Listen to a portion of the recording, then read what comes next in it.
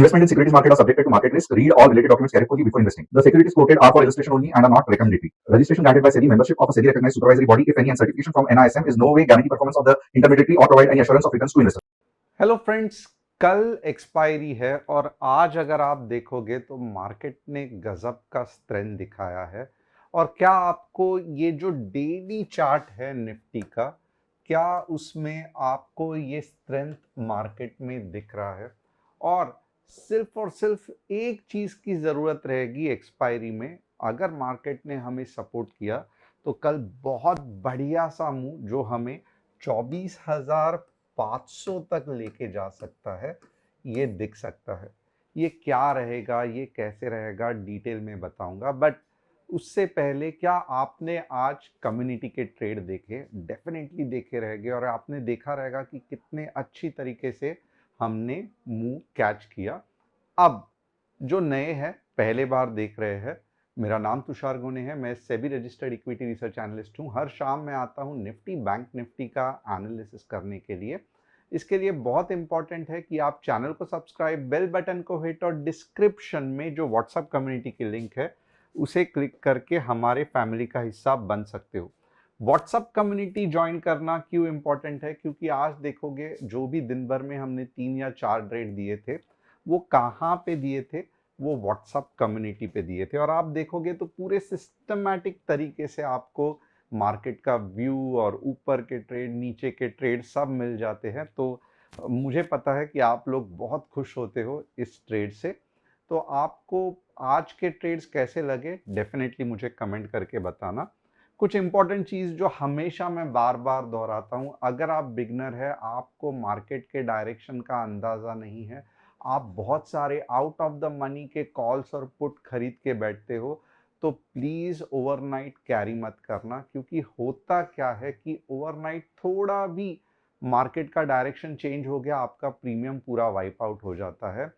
Time DK का effect expiry के नज़दीक बहुत ज़्यादा रहता है। तो भले कल निफ्टी 50-60 पॉइंट ऊपर भी आ जाएगी इंडेक्स वैल्यू पे, बट आपका प्रीमियम नहीं बढ़ेगा। तो ये सब से आप कैसे बच सकते हो? आपको ट्रेड ओवरनाइट कैरी नहीं करना है।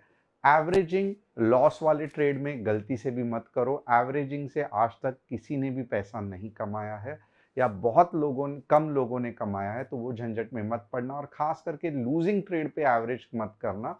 स्टॉप लॉस दिमाग में नहीं, मोबाइल पे लगाना या ऐप में लगाना। अपार्ट फ्रॉम दैट, कुछ स्टॉक्स जिसका आज मैं एनालिसिस करने वाला हूं, जैसे कि NTPC, India share, India securities और टाटा टेक। आप चाहते हो आपके कोई स्टॉक्स का एनालिसिस मैं करूं, तो कमेंट सेक्शन में डालना। हमारी टीम कमेंट सेक्शन से यहाँ पे डालेगी और मैं आपके स्टॉक्स का एनालिसिस करूंगा। Top news of the day क्या है? Indian economy is expected to grow by 6.6% in 2025 because of strong consumer demand and business investment. Fantastic. IMF lowers 2025 world growth to 2.8% because of US tariffs. ये तो होना ही था, but India remains a top performer. Fantastic. India's private sector hit a 8-month high on April on strong demand and strong export order. Market इस चीज को definitely positively react करेगा। Customer support number आप note कर सकते हो। हम profit sharing, portfolio handling ये सब कुछ नहीं करते, ये गवर्नमेंट के हिसाब से नहीं अलाउड है। तो आपको अगर कोई कह रहा है कि मैं आपका अकाउंट हैंडल करता हूँ, ये टोटली गवर्नमेंट के हिसाब से है। तो फ्रॉड कॉल से बचना। अगर आप हमसे कांटेक्ट करना चाहते हो, ये नंबर पे आप व्हाट्सअप कर सकते हो, हमारी टीम आपको कॉल बैक करेगी। अब हम देखेंगे कि ये जो निफ्टी का डेली चार्ट है वो क्या कहता है। अब एक चीज है, आप थोड़ा सा ध्यान देना। ये जो मैं आपको एक बढ़िया सा पैटर्न आज सिखाने वाला हूं। ये जो कैंडल है, ये कैंडल, इसको हम दोजी कहते हैं, राइट? अब ये दोजी क्यों कहते हैं? क्योंकि आप देखो दिन भर में, अगर समझो मार्केट, एक एग्जांपल दे रहा हूं, 24,000 पे ओपन हुआ, एग्जाम्पल है, समझ लेना। तो यहां पे ये पॉइंट है। अब इसके बाद क्या हो गया? तो दिन भर में बायर्स ने मार्केट को ऊपर लेके गया। कौन से हाईएस्ट पॉइंट पे? समझो 24,200।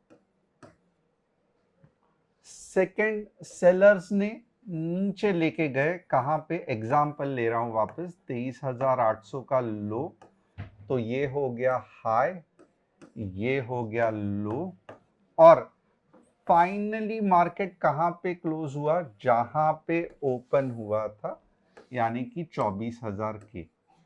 इसका मतलब क्या है कि दिन भर ना बायर्स ये रेस जीत पाए, ना सेलर्स ये जीत पाए रेस, या ये जो लड़ाई थी, और टोटली कंफ्यूजन या न्यूट्रल पोजीशन पे मार्केट आके खड़ा हो गया।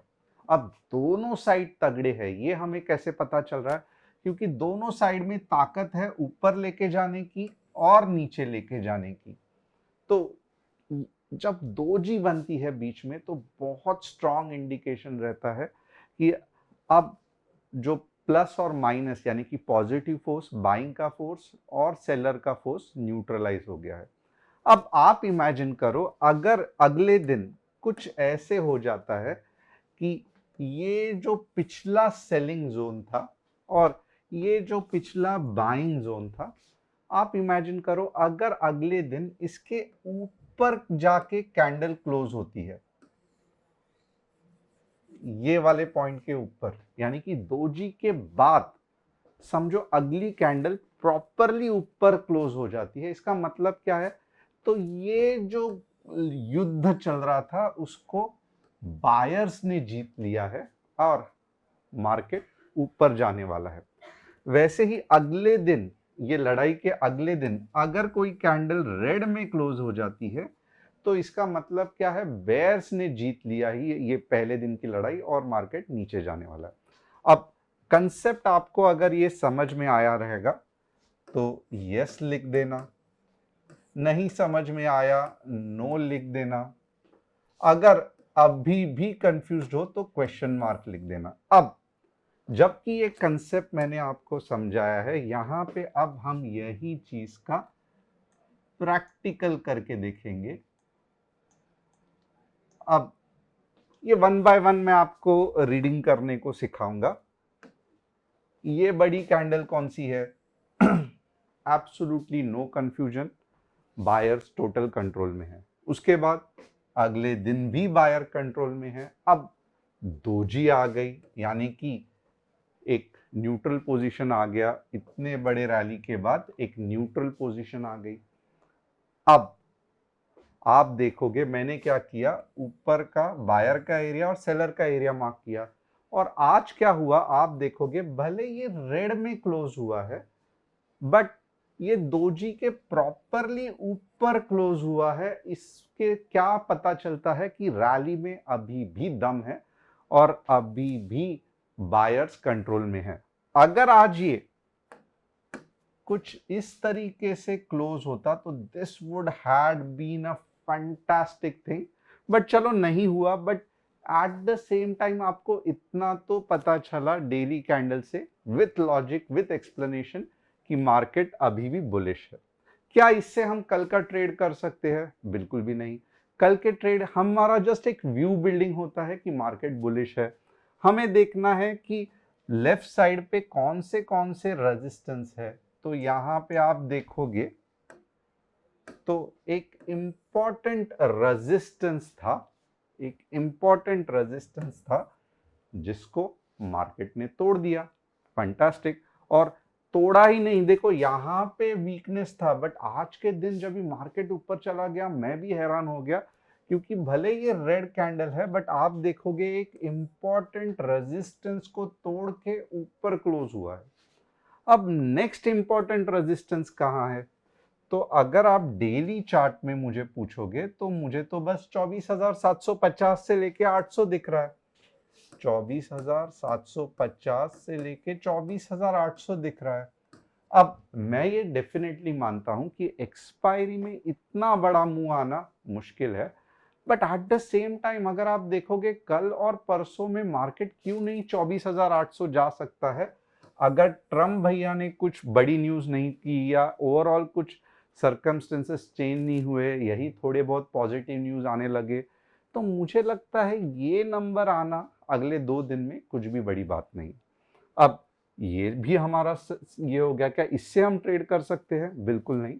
तो अब हम देखेंगे कि 15 मिनट्स में कौन सी ऐसी चीज है जिससे हम ट्रेड कर सकते हैं। तो बहुत सिंपल, सबसे पहला क्या है कि आज का जो हाई है,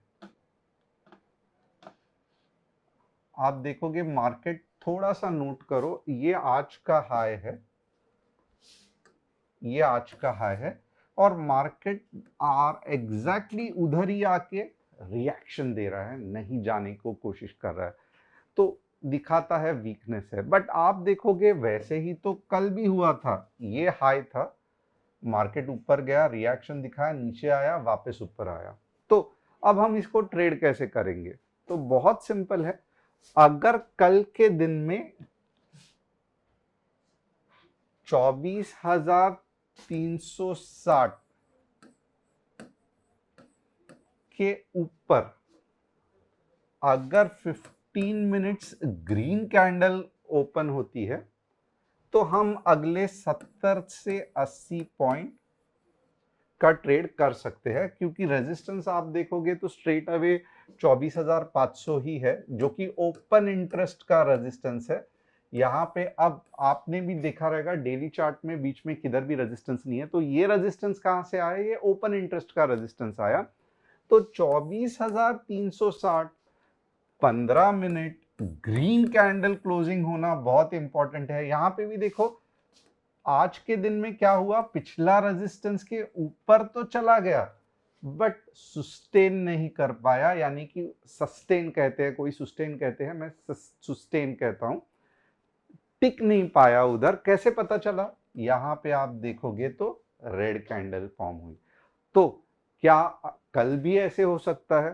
तो डेफिनेटली अगर ऐसे ही हुआ तो फिर वापस नीचे आएगा। इसके लिए हमने क्या किया है, अगर ये लेवल के ऊपर क्लोज हुआ तो सिर्फ क्लोज होना इंपॉर्टेंट नहीं है 15 मिनट्स में, 15 मिनट्स में ग्रीन कैंडल चाहिए। इसका मतलब क्या है कि अब जो नेगेटिविटी है सब खत्म हो गई है, मार्केट उधर थम गया है, जम आ गया है, जोर आ गया है मार्केट को और ऊपर जाने का, और तब भी ही 70 टू 80 पॉइंट्स मार्केट जा सकता है। तो ये एक बेहतरीन लेवल है। और कौन से लेवल्स है कॉल खरीदने के लिए? तो बट ऑब्वियसली यहाँ पे भी आप देखोगे 24,100 पे एक सपोर्ट है, तो वापस यहाँ पे 15 मिनट में ग्रीन कैंडल हुई, तो अब के बार जो जाएगा वो 24,300 तक जा सकता है।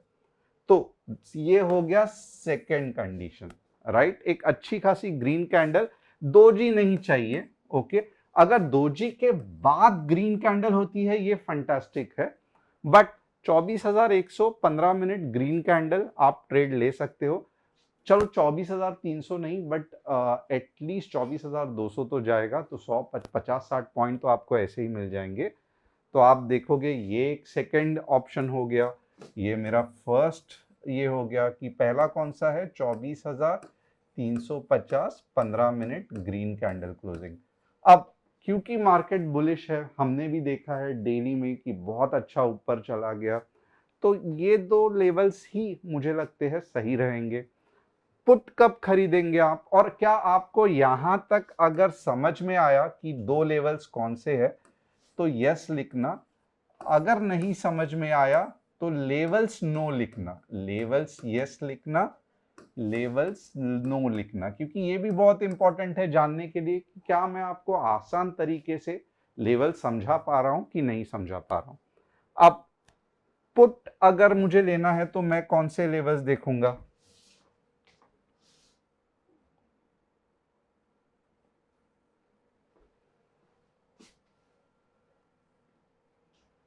तो यहाँ पे अगर आप देखोगे ना तो बेसिकली मैं क्या करूंगा कि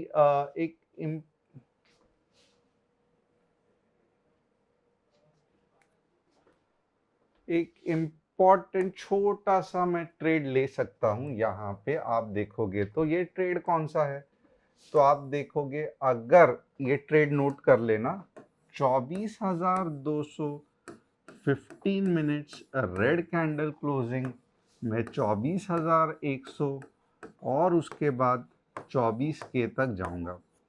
तो ये बेहतरीन ट्रेड है।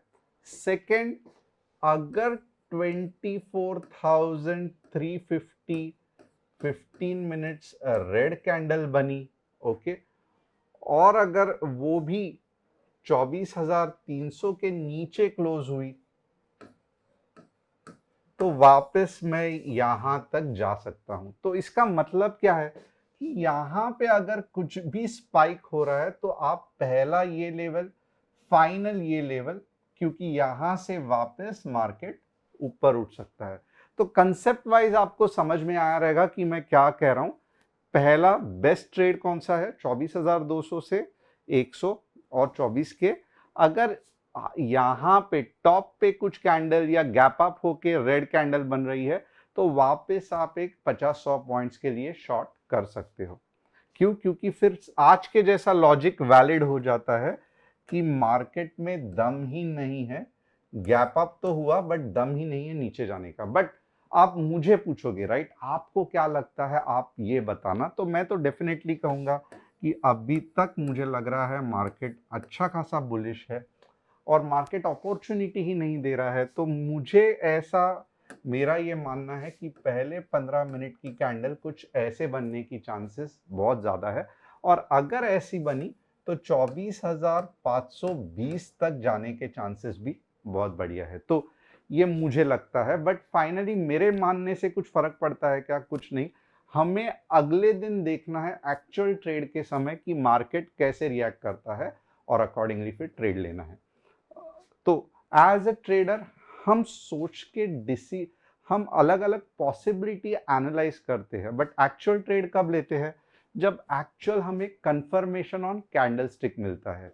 विदाउट कंफर्मेशन ऑन कैंडलस्टिक हमें भले लाख कुछ लगे कि नीचे गिरेगा, गैप अप होगा, बट ये सब वेस्ट है। हम हमारा व्यू बना सकते हैं कि यहाँ पे गया, ये लेवल पे गया, मैं ऊपर जाऊंगा, ये लेवल पे गया, मैं नीचे जाऊंगा।